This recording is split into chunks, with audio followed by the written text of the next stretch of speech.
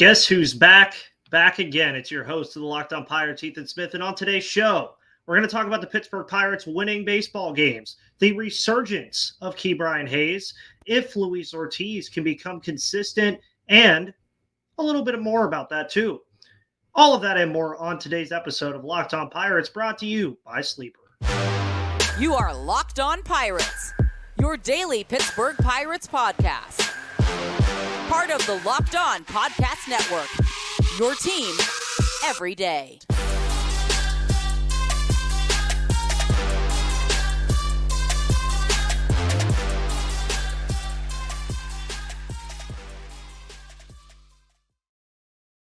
And welcome back to the Locked On Pirates podcast, everybody. My name is Ethan Smith, your host of the Locked On Pirates podcast here on the Locked On Podcast Network, where it is your team, your Pittsburgh Pirates every day. And before we get started with today's show, I want to extend a thank you to Gary Morgan and Jeff Carr for holding down the fort for me last week. Thank you for the kind words to my mother and myself. It was all very appreciated. If you donated to the GoFundMe as well, thank you so much for that. But we're business as usual again. We're here on the Locked On Pirates podcast. You see the lower third right there. We're back. And one thing that's been happening in my absence is the Pirates winning baseball game. So I can already see the comments saying, hey, bring Gary back so we can keep winning. But we'll hope that I have that same flair about me with this Pittsburgh Pirates team because, folks, they're winning baseball games right now. And they're not just winning baseball games. They are playing good baseball in a lot of facets. If you just look at how they've played over their past 10 games, I mean, they're 7-3 in their past 10. They've won 6 of their last 7. Of course, the only loss coming on Sunday to the St. Louis Cardinals in that series finale in a series that they won.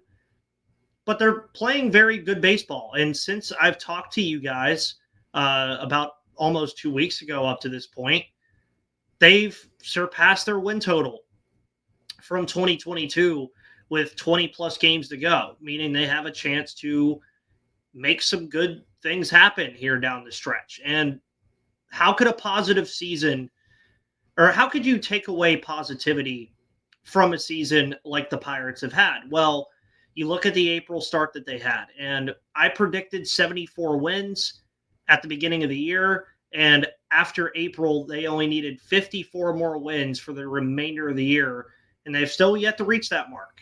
They are still 64-74, so they have to win 10 more games for them to reach my season prediction of 74-88. But again, what more or less about the season, what would a competitive ending mean for this team? It'll mean a lot, and there's a lot of reasons why. These young guys playing all these multiple playoff-hungry teams. Now, obviously, I say playoff-hungry teams, but all the teams I'm going to mention are more than likely going to make the playoffs or just be right outside of it, and that is the Milwaukee series that we're currently in right now, the Chicago Cubs series, the Atlanta Braves series that follows this Milwaukee series. They still have a series against the Cincinnati Reds, who they've actually played very good against this year. You still have a series against the Philadelphia Phillies, and you still have that season finale against the Miami Marlins, another team that's looking to find their way into the playoffs in that crazy NL wild card. Realistically, down the stretch of the year, the Pirates' only series they have left where they're playing teams that are unlikely to make the playoffs that are not eliminated already are the Washington Nationals and the New York Yankees. Yes, I said the New York Yankees because they're not making the playoffs. They're not eliminated, but they would have to do some crazy things, and some crazy things would have to happen for the New York Yankees to make the playoffs. So you hear those stretch of games, and you're probably thinking to yourself, okay, the Pirates might not have a winning record in those games. It's very plausible that they don't. But I think more or less at this point, obviously the Pirates not making the playoffs unless they, again, do something absolutely insane down the stretch of the season. You want to see these guys, especially the young guys, like KeBryan Hayes, who we'll talk about in the second segment of today's show, Leo Piguero, Jack Sawinski, Vinny Capra, if you want to throw him in there. A lot of the young guys. You want to see them be competitive against these teams. And you've already seen the Pirates be competitive against almost every team that I've mentioned except the Chicago Cubs. They've played good games against Milwaukee. They have a negative record against Milwaukee, but they've played good games against them. They played decent against the Cubs lately, but that's not anything to speak of what they've done all season against Chicago. They played very well against Cincinnati, but obviously the games that they beat Cincinnati in, Cincinnati was not the animal that they are now. And then you look at that Atlanta Braves series. I mean, there was a realistic world where one or two different bounces, the Pirates sweep that series. The Philadelphia Phillies, they've played the Phillies pretty hard this year. The Miami Marlins, they've played them pretty hard this year. So it's not out of the realm to say that the Pirates could be 500 against those teams. They could, have a winning record against those teams. Could have a losing record against those teams.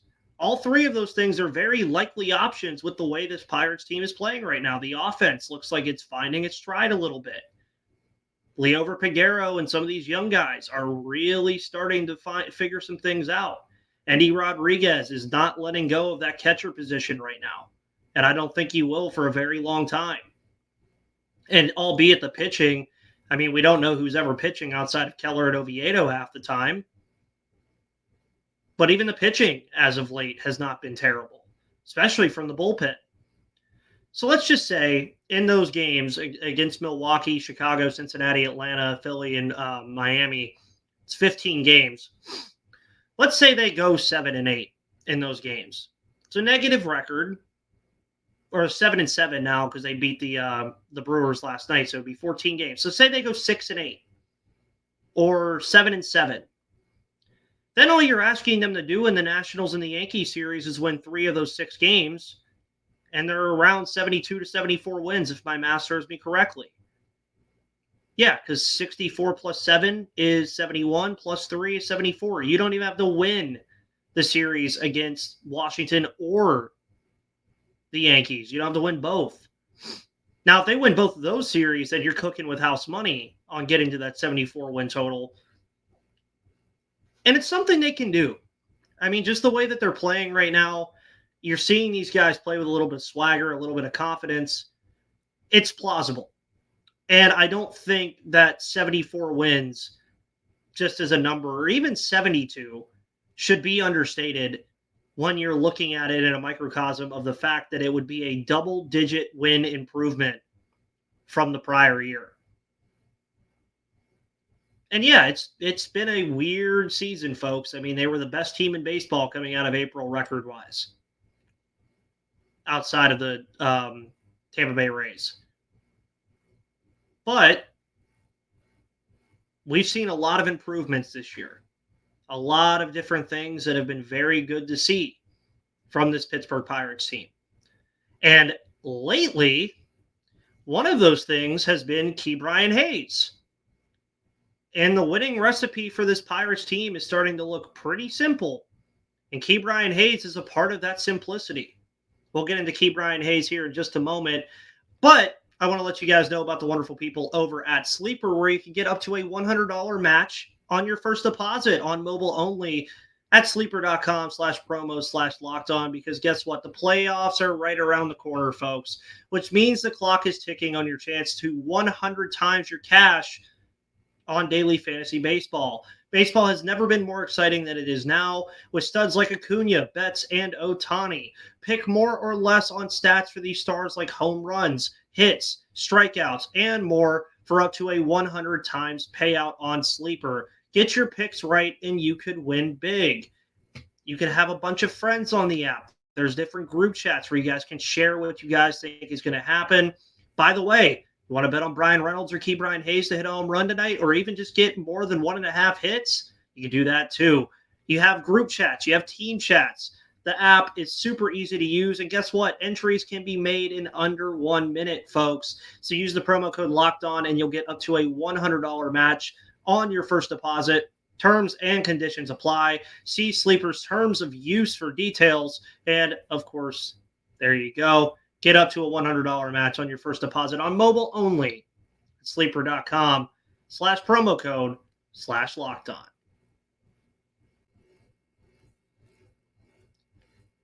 And welcome back to today's episode of Locked On Pirates, everybody. Of course, we're about to get here into the second segment in KeBryan Hayes' resurgence. But thank you to the everydayers who listen to this show all the time. You guys are amazing for your comments, your likes, your subscriptions on YouTube. Make sure, by the way, that you leave a review on Spotify or Apple Podcasts and listen wherever you want. We're everywhere. We're on every podcast network. We're on every podcast platform. We're on YouTube. And also, thank you for 1,200 subscribers on YouTube. That also happened while I was away.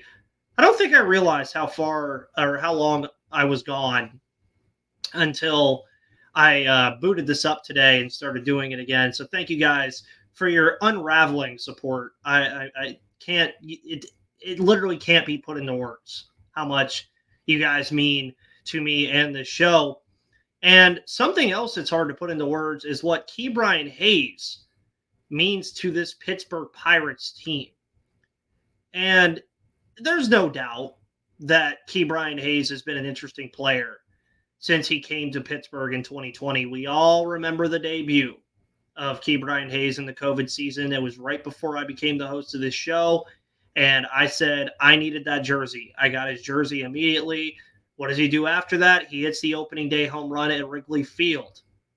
And a win over the Chicago, or a lot. Was it a win or a loss? I don't remember if it was a win or a loss because I don't care. It was 2021. But then we remember he, of course, has the wrist injury that keeps him out for a large chunk of that season. And we know the defense is always there. He's flashed it a lot, and we'll get into that here in a little bit. And he's dealt with injuries a lot too, folks. And I've had and heard discourse about KeBryan Hayes and his injury history. Of course, he had the lower back inflammation earlier this year. He's had minor injuries throughout the year. He had minor injuries last year. It's been a mess in terms of the injury department a little bit. But he's had a resurgence since coming back from that low back inflammation IL stint that he had.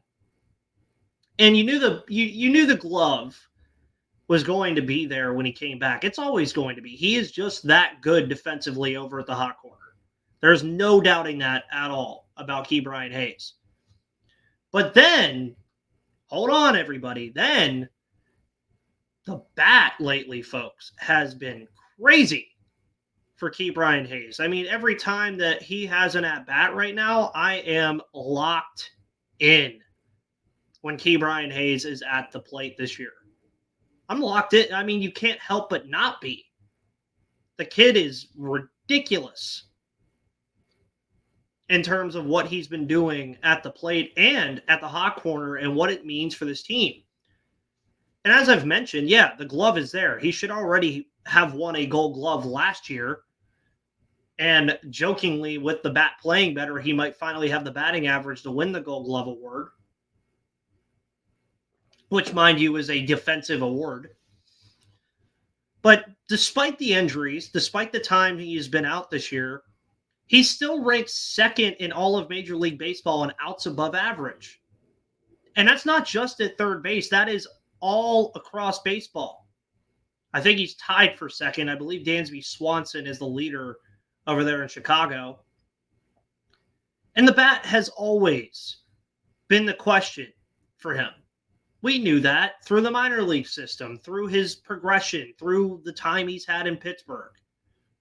The bat has always been the part where we're saying, can he get up into the 260s? Can he get up into the 270s?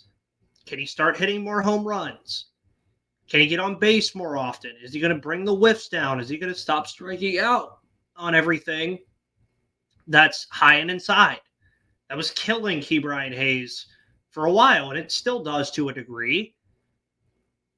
But he's figured some things out. Since August 1st, it is now September 5th. So this is since August 1st, so about a month and change.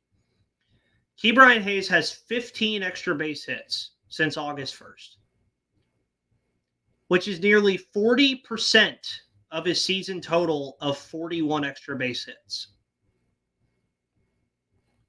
Not too shabby, right? Then you take a little look deeper into what KeBryan Hayes has been doing. He has, on pace, right now, he has his best career numbers in batting average slugging, OPS, triples, and total bases, and home runs. He's getting there with the homers too. Just like if you want to have a good time, just go look at his baseball reference page and look at just everything. KeBryan Hayes, his StatCast page, his baseball reference page, his MLB.com page are just the funnest things in the world to look at. I'm so serious. It really is to me. I look at it almost every day. And you heard all those good things about Hayes. Over his past 30 games, he's slashing 295, 346, 549, and 895 with 7 home runs and 22 RBIs.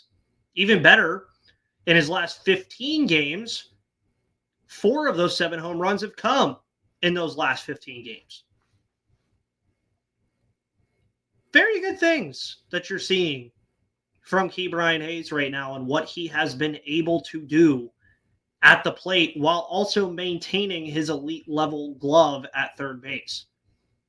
So you're probably asking, what has he done differently at the plate to improve? One of the biggest things for me that I've seen is his opposite field power. He's using all parts of the field to his advantage right now. I mean, the home runs obviously are usually left field, left center field, center field. But last night, you look at the other big hit that he had, the triple off the Clemente wall. He took a ball opposite field and hit it off the Clemente wall. That's something that you've wanted to see from KeBryan Hayes for quite some time. You want to see some power. You want to see those extra base hits. You want to see the home run total go up a little bit. And you're starting to see that now from him. And I think, and trust me, I don't think this is a blip, folks. I think this is something he's going to be able to do for his whole career. And then I mentioned some of the stats, but then I went to StatCast, as I told you. Just go look at it. It's so fun. He has the best average exit velocity right now of his career at 92.7 miles per hour on average. He's hitting the ball hard, and he's hitting it everywhere. That is one of the biggest things that I've seen about KeBryan Hayes as of late. He's hitting the ball hard, and he's using all parts of the field. He's not just pulling the ball left like he always does. He's pushing it to the right field wall. He's pushing it down the right field line a lot. And he's been good on the base pass, too. He's been aggressive on the base pass and marked to that triple yesterday. His launch angle is also considerably down as well. Remember all the pop-ups that KeBryan Hayes had 2021 and 2022? Yeah, it's because he had a 12.8 launch angle. Then he's dropped to a 7.0 launch angle, which is that's on average, by the way. So his launch angle on home runs has been a lot better, but that's on average. And then you guys know I love percentiles. I love numbers. His hard hit percentage. So you heard the average exit velocity, but his hard hit percentage is superb right now, folks. He ranks in the 89th percentile among all MLB players in hard hit percentage. Very good. That is nothing to slouch at. And it's also something that we already knew about Hayes. He always hits the ball hard. He was also considered one of the unluckiest hitters in baseball last year. And by the way, that 89th percentile hard hit percentage is 49.5. So half the time that KeBryan Hayes goes up to the plate, he's hitting the ball hard based off of what StatCast would call hard. And, his whiff rate ranks highly as well, and his base on balls percentage is up nearly 2 points. Very good stuff that you like to hear, too. He's being patient at the plate, which is, of course, the Andy Haynes offensive mentality. But he does it in a way where he can remain aggressive and get his pitch. And as I said again, just check out his StatCast page. It's so fun. And you'll just genuinely be able to see the improvements that he's made this season in just pure statistics and numbers. It speaks loudly to the improvements that he's made this year. But I think the biggest takeaway from all this about KeBryan Hayes playing well is that when KeBryan Hayes plays well, the Pittsburgh Pirates play well. Notice the trend here that KeBryan Hayes has played very good baseball over the past 30 days, and the Pirates have played considerably better baseball over the past 30 days. I don't think that's unremarkable to talk about. I think it's very important because when KeBryan Hayes plays better, this team plays better. And I'm not saying playing better just defensively, offensively. When KeBryan Hayes is hitting the baseball, the Pittsburgh Pirates are a better baseball team. And his resurgence is speaking to that.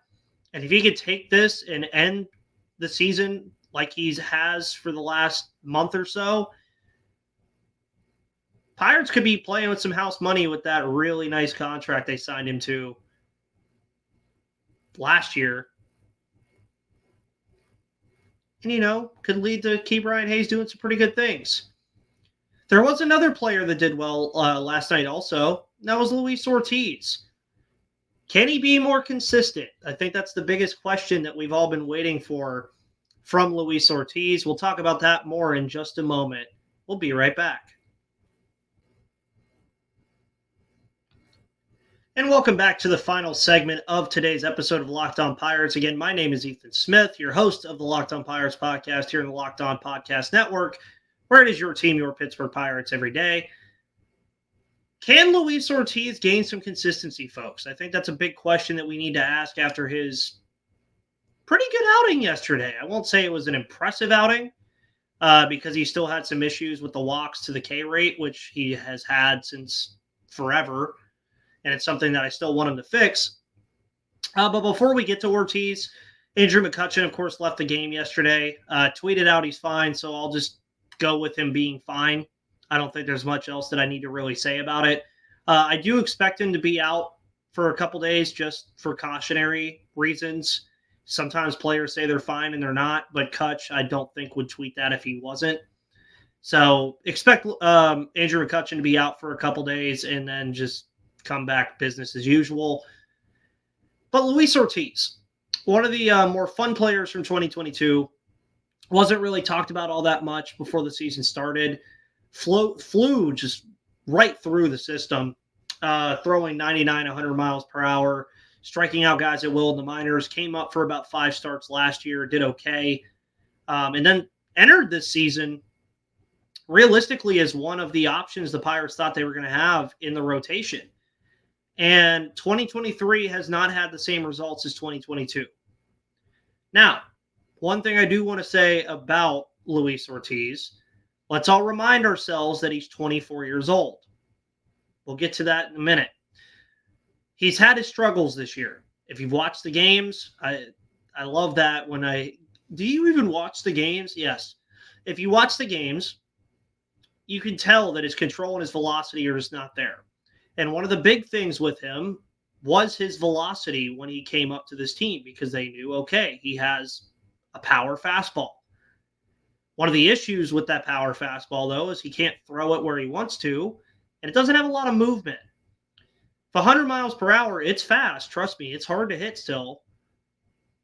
But if it doesn't have movement, it might as well be a 93 mile per hour fastball. And Ortiz has felt the repercussions of that. His ERA over his past 7 appearances, 6 of those, of course, being starts, is at a 5.14. He struck out 28 guys, but he's walked 19. Not the greatest strikeout to walk rate that you want. And we always knew that command was going to be an issue for him, but it has to figure out some point. And it's been a very glaring issue this year. We've obviously seen him get sent down to AAA this year. Since he's come back, it's done a little bit better. Last night, though, he was pretty consistent yesterday, I'll say. I thought he was fine.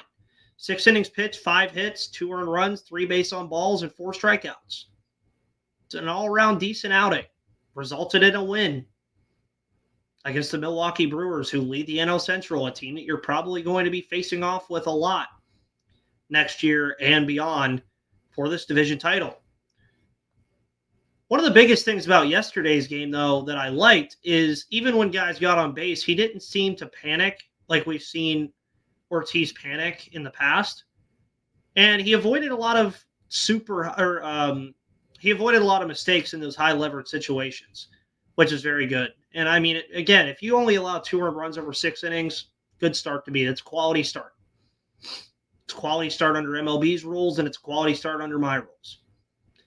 Now, his fastball velocity is still on average 96 miles per hour, which still ranks highly among Major League Baseball.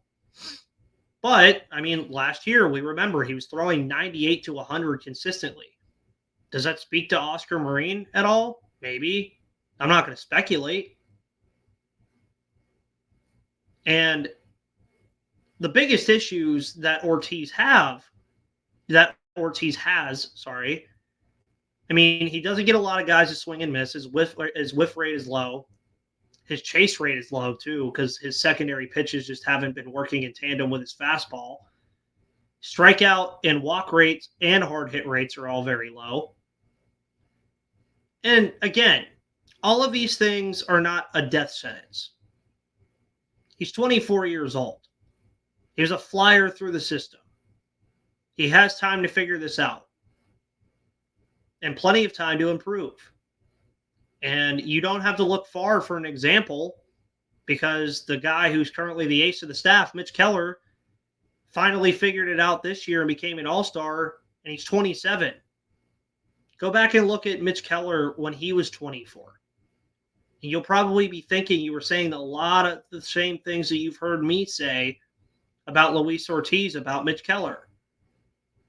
Not saying that they're the same pitcher in any frame of the imagination, but I do say that Ortiz is 24 and he has time to improve.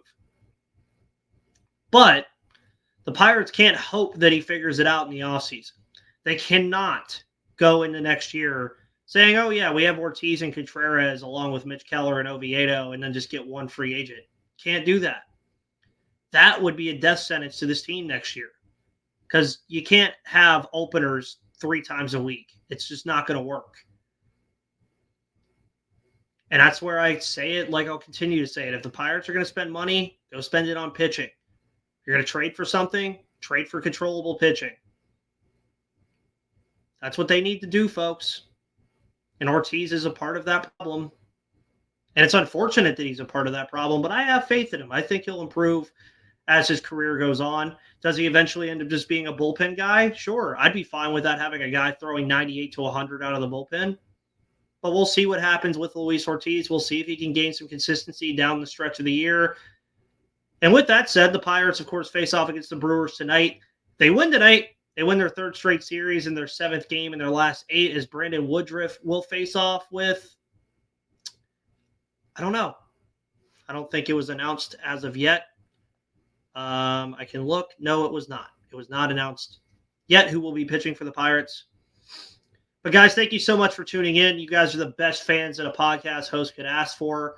My name is Ethan Smith of the Locked On Pirates podcast. You can follow me on Twitter at MVP_Ethan or at Locked On Pirates for all of your news, analysis, opinions, and fun times about the Pittsburgh Pirates. Have a wonderful rest of your Tuesday. I'm glad to be back. Hopefully you guys are glad to have me back. But until then, I'll see you on the flip side tomorrow, guys.